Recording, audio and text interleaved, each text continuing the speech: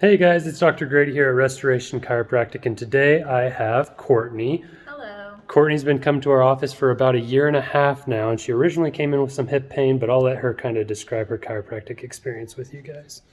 Hi. So I've been coming to see Dr. Grady for about 1.5 years. What originally brought me in, I was having some hip pain when I was running, and it kind of got to the point where I wasn't exercising anymore.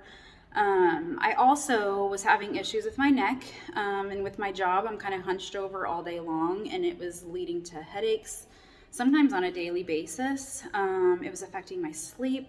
I couldn't sleep well, and just wasn't exercising. So I thought, maybe I'll go ahead and try some chiropractic care.